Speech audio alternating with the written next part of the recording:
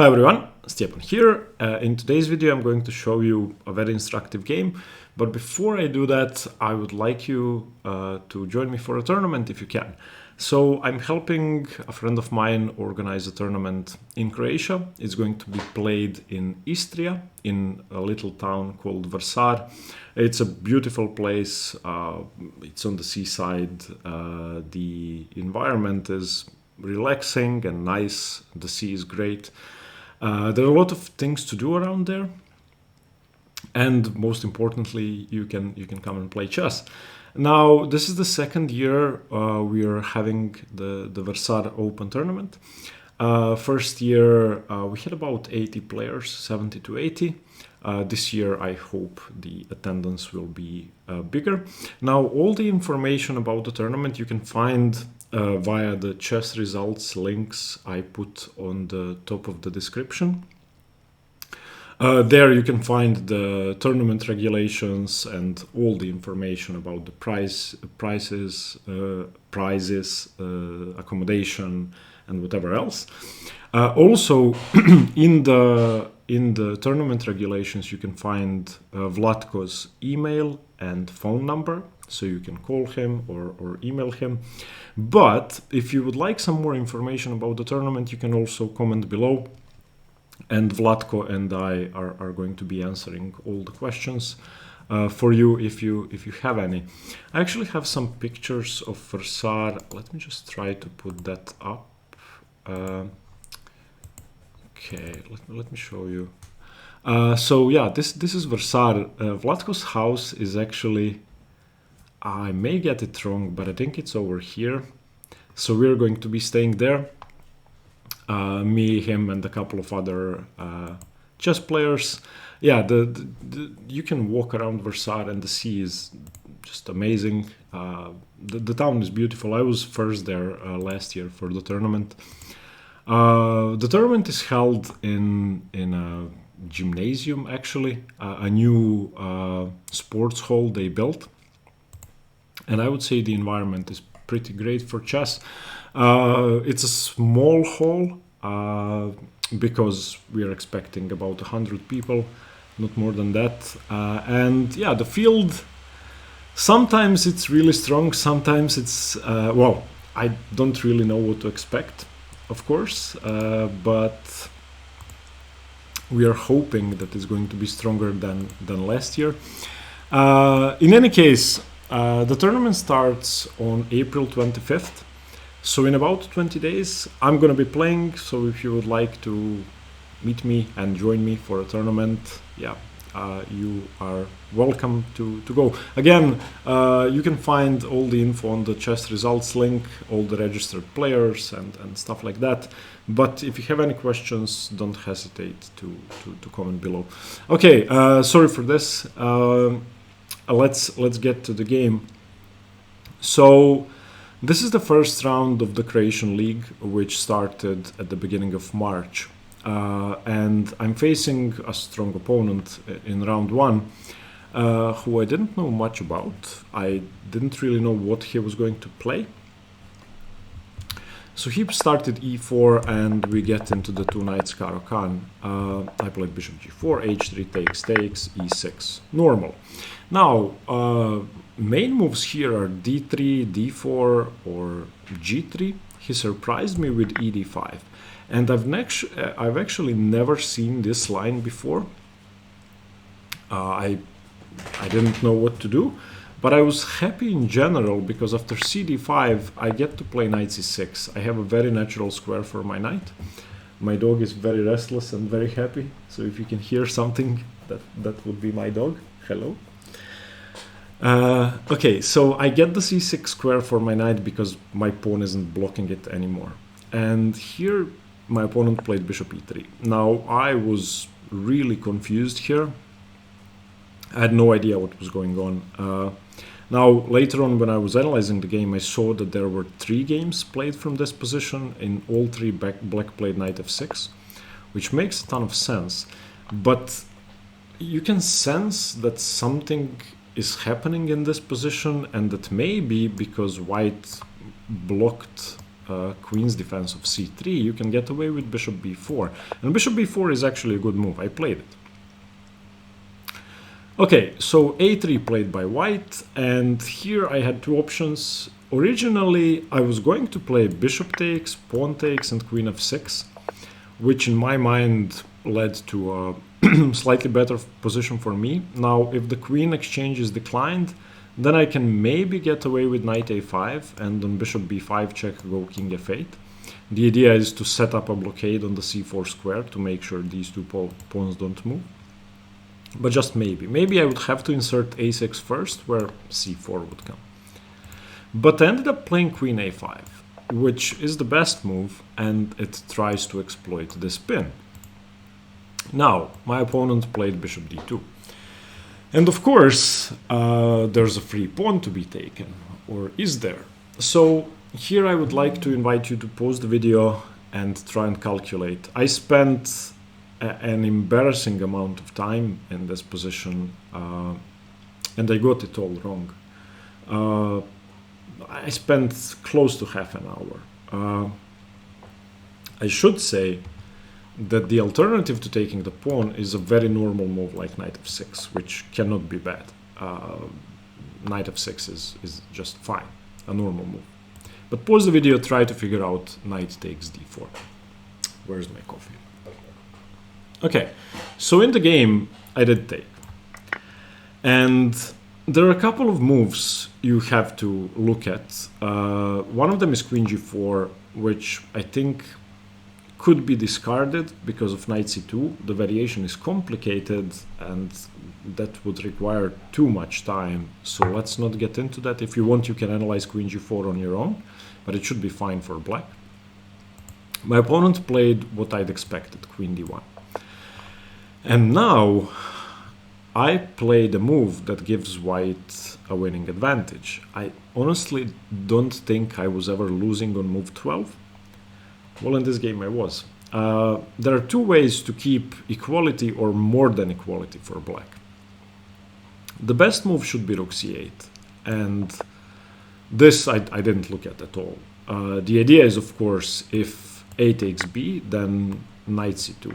And if queen c2, queen a1, and alternatively you just take on a1. So either king e2 or queen c2, in either case you take on a1. So on rook c8 my opponent couldn't have taken on b4. Alternatively, I could have played bishop c5, and on the critical move b4, bishop b4, a b4, and again knight c2 check. And if king e2, queen a1, if queen c2, queen a1. So this would have given black a small edge. So everything I did was correct, but I didn't see that it was correct. I didn't understand why it was correct. And what I thought was correct was completely wrong. Therefore, taking on d4 was a mistake, in fact, even though it's a good move. But since I didn't see the continuation, taking on d4 was just bad. So what I ended up playing is bishop e7. And this is just, the position is over. My opponent played knight b5. And this was all my calculation before I took on d4. Queen b6. And the funny thing is, we both thought the following variation is forced. It's definitely not forced. Queen b6, bishop e3. Okay, I seem to be losing a piece. But I have e5. And now my opponent didn't play the best move. The best move was c3, where on a6 my position falls apart. a6, simply cd4, a b5 and d5, and it's game over. My queen is attacked, my b pawn is attacked, rook c1 is coming, it's just over. Instead of that, my opponent played knight d4. And this is what I'd calculated. I thought this was fine. E d4, bishop d4, and now bishop c5. This is the reason I took on d4 with the knight. Because in this position, if bishop g7, then bishop f2 is checkmate. So bishop g7, bishop f2, king anywhere leads to mate in 1 with queen e3. And we both saw that. So in this position, my opponent played queen e2, king f8, bishop c5, queen c5, and castles queenside. And I thought this position is okay. It should be slightly better for white. My opponent didn't win right out of the opening, and I kind of got away with it. He could have won immediately. I played knight f6, he played f3, preventing knight e4, rook e8, and queen b5. And in this position, which I saw before I played knight d4, because I thought everything was forced, when I was calculating knight d4 in this position, so on move, sorry, not in this position, on move 11, on move 10, when I was calculating knight d4, I was looking at the position on move 20, so much deeper, and the only reason I could get this far is because I thought the variation was forced. And in my mind, in that position, I was going to play queen c6 and get a totally winning position. This, unless there's a resource that wins the game for white immediately, should be great for black. Unfortunately, there's queen b4 check, and if I go king g8, then of course bishop b5, and if I go rook e7, I'm losing immediately to bishop b5, queen c7, and rook h1. This is just overwhelming. So once we reached this position, I of course realized that I could not play queen c6 as intended. There were two options. I could have played b6, which is better than what I did. So on b6, simply defending my queen, queen c5, bc5, bishop b5, and rook e6 should be okay for me. I chose a worse variation. I took on b5, developing their bishop, and played rook d8. Now that being said, this isn't over. It's better for white, but it's not game over. A good player would still hold this. Rook h1, g6, I need to develop my other rook, g4, king g7, rook e7, a6, which is fine, bishop a4, b5, bishop b3. And in this position, I made a pretty serious mistake. I played rook h8, just giving up a pawn, which again should be a pawn up for black, but in a rook for white, but in a rook endgame, so I may still be able to hold. In fact, what happened ended up being pretty equal, according to the engine. But alternatively, because of course the threat is g5 and just taking off here, was h6, and now on h4 trying to play for g5. I play rook h8 now, rook a7, and I go rook d6, where after g5 takes, and I get some pressure on the g5 pawn. And if f4 is played, trying to win a pawn, I have rook e4. And of course, I can never advance my pawn to d4 because I lose the f7 pawn, but this is enough compensation, this is enough pressure. Instead of that, on bishop b3, I played rook h8 straight away. And my opponent took on e8, which ended up being fine, almost equal. He could have played rook a7. And I'm basically forced to play rook a8. And after rook a8, bishop d5 is just dreadful. White should be winning this position, and white should be winning it pretty easily. Instead, he went rook e8, bishop d5, which is a huge mistake that equalizes, which is of course hard to see, knight e5, rook d5, and this, according to the engine, is a draw. Here's why. I was really struggling to find a move here. My opponent was playing extremely quickly, and I couldn't find a good move. Of course, he's going to keep advancing and get his king out. So I played rook e1 check. Of course, if he plays king to d2 now, I get some counterplay with my rook along the h file. But of course, he plays rook d1. The pawn endgames are lost. That should not be said. Rook e3 was played, and rook d3. And in this position, I should have just repeated and gone for the same type of counterplay. The problem is, once the rook gets to d3, it's laterally defending the h3 pawn. So I thought that on another check and rook h1, he would just go f4, which is true, but it still gives me some counterplay. Now in the game I played rook e6, which is ridiculous, and white has a huge advantage now. What I should have done is rook e1, and eventually king d2 happens unless he wants to repeat. And on rook h1, f4, I actually have rook h2 check. and on king c3 I have rook f2. This is the part I did not see. Where if rook d4 has to be played, again I have rook h2, and if he wants to repeat, fine. If he wants to allow me to take this with check, then I should be equal. Okay, yeah, but I played rook e6. King d2, g5, I want to prevent an expansion, rook d5, h6. And this position is winning for white. It's +3 for white. After my opponent's next move, it's equal. So he played quickly, but he didn't play precisely. And after the game, when we were analyzing this position without the board, he said, yeah, a4, which is what he played, I gave you chances, which is true. Not only did he give me chances, a good player would have drawn this position easily. a4, and I get to take. His idea, of course, was c4, but now rook b6.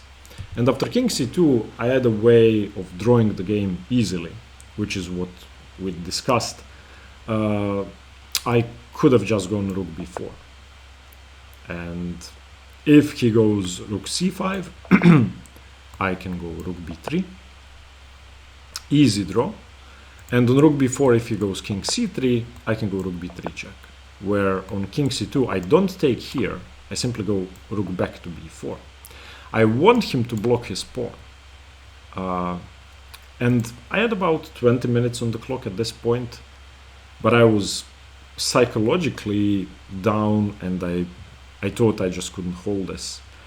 While the fact is that after his a4 blunder, it was easy to hold. Now I found, so against king c2, I didn't play rook b3, and rook b3 was the idea behind rook b6. I just thought I had more time, so I decided to improve my king first. When I was looking at this position at home the same day, I just played rook b3, what we were discussing during our analysis, and it was obvious that, yeah, it's easy to draw this.